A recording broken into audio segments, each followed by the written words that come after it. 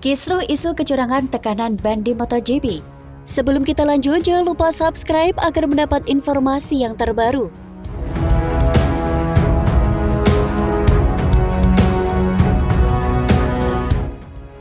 Jelang berlangsungnya MotoGP Perancis, rumor kecurangan terkait tekanan ban mencuat mengiringi kemenangan Pecco Bagnaia di MotoGP Spanyol. Dalam laporan Motorsport Magazine, disebutkan bahwa terdapat pelanggaran batas minimal tekanan ban. Hal itu disebut berguna untuk meningkatkan cengkeraman ban pada aspal.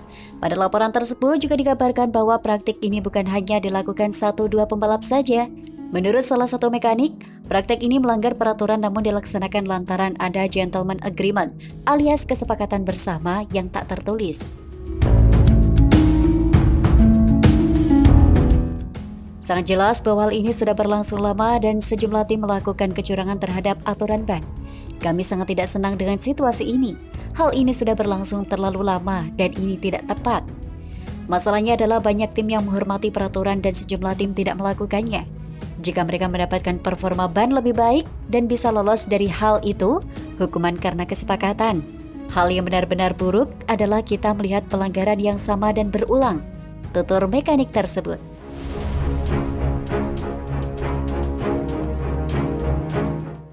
Menurut sang mekanik, pelanggaran tekanan ban tentu berpengaruh pada hasil akhir balapan. Seperti yang semua orang tahu, MotoGP benar-benar memiliki jarak tipis dengan setiap dari kami mencari cara untuk menciptakan keunggulan.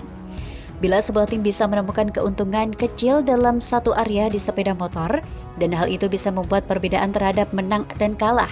Jadi mengapa sebuah tim diperbolehkan mendapat keuntungan dan tidak ada seorang pun yang protes? Ini benar-benar salah, kata sang mekanik. Bos Ducati Gigi Dall'Igna sendiri tidak mau ambil pusing terhadap tudingan yang dialamatkan pada timnya. Dall'Igna menekankan bahwa hal yang sama juga terjadi pada tim lainnya. Hal ini juga terjadi pada tim lainnya, termasuk pembalap dari pabrikan lain. Kami tahu ini karena ada data yang saling dibagikan satu sama lain. Data yang ada juga dibagikan kepada Michelin dan pihak-pihak yang berwenang melakukan pengecekan. Tutur Dall'Igna dikutip dari Speedweek. Dall'Igna pun tak menganggap hal yang dilakukan oleh timnya sebagai pelanggaran peraturan. Hal itu tidak bisa dilihat seperti itu karena semua pemegang kewenangan termasuk Dorna dan FIM juga sudah menyatakan bahwa metode saat ini untuk menentukan tekanan ban tidak tepat.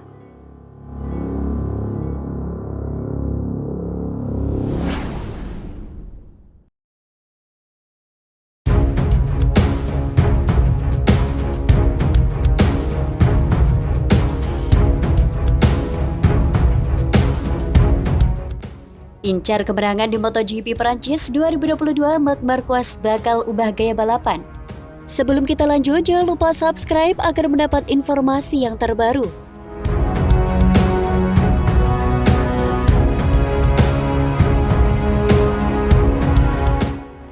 Jelang MotoGP Perancis 2022, pembalap tim Repsol Honda Marc Marquez berniat untuk mengubah gaya balapnya demi bisa tampil lebih baik dan merebut podium pertamanya di musim ini.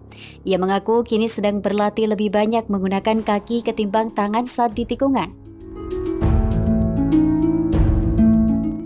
Perubahan gaya itu tentu saja terlepas dari cedera yang dideritanya saat ini. Ia mengubah gaya balap agar saat balapan berlangsung ia tak terganggu atau khawatir dengan bagian tubuhnya yang saat ini masih dalam tahap pemulihan. Seperti diketahui, Marquez menjalani musim tersulit sepanjang karirnya. Di antara berjuang melawan cedera patah humerus kanan, gagal otak ringan, hingga penglihatan ganda atau diplopia yang didapat 2 tahun terakhir.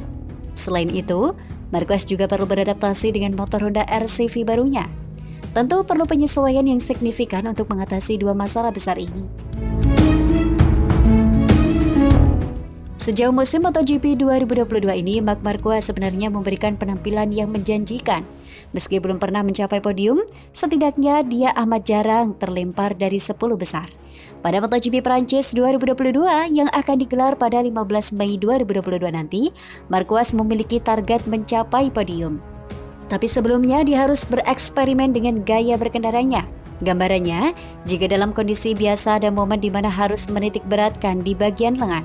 Tapi kini dia harus menggunakan kaki untuk menghindari kemungkinan terjatuh lagi. Hari ini saya harus melatih gaya berkendara saya dengan lengan yang tidak sama.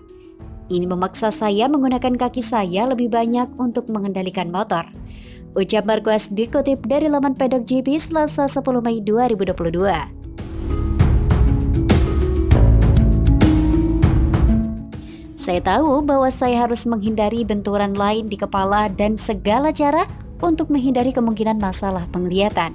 Lanjutnya, peraih juara dunia 8 kali itu tidak menyerah untuk mendapatkan apa yang diinginkan. Dia tetap siap menerima konsekuensi yang paling buruk sekalipun. Jika saya masih di sini hari ini, itu karena saya menerima resiko ini.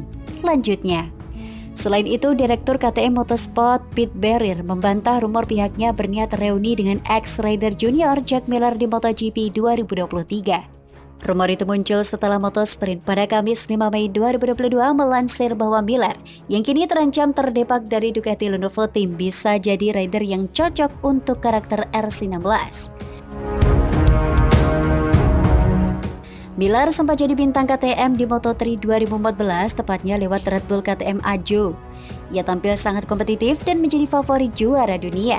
Sayangnya ia kalah 2 poin dari Alex Marquez di balapan terakhir meski meraih jumlah kemenangan yang lebih banyak. Kerjasamanya dengan KTM juga putus usai ia naik ke MotoGP pada 2015.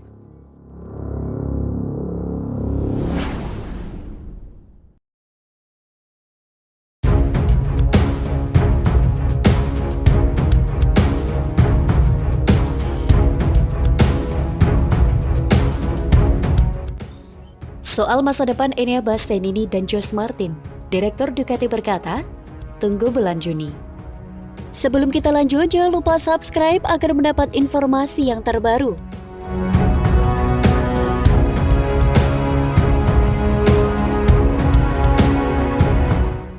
Direktur Olahraga Ducati, Paolo Ciabatti, buka suara terkait masa depan dua pembalap MotoGP satelit Ducati, Enea Bastianini dan Josh Martin. Menurutnya nasib keduanya baru akan ditentukan pada bulan Juni nanti.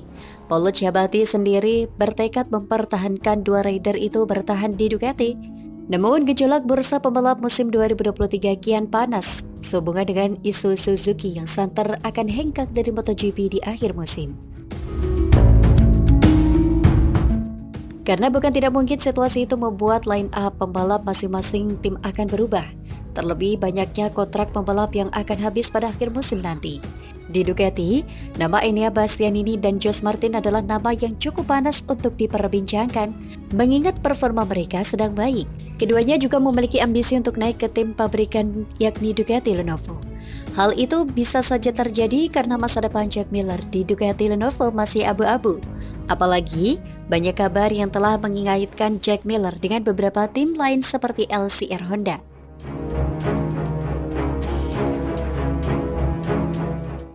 Sekalipun Jack Miller hengkang, hanya akan ada satu nama yang akan menggantikan posisinya di Ducati Lenovo.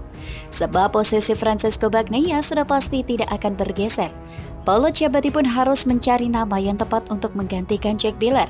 Apakah Enea Bastianini atau Josh Martin? Paolo Ciabatti mengatakan kalau masa depan Enea Bastianini dan Josh Martin akan ditentukan pada bulan Juni mendatang. Meski tidak membocorkan nama mana yang akan masuk ke tim pemberikan, Paolo Ciabatti menegaskan kalau fokusnya adalah mempertahankan dua pembalapnya di Virgo Pinegel.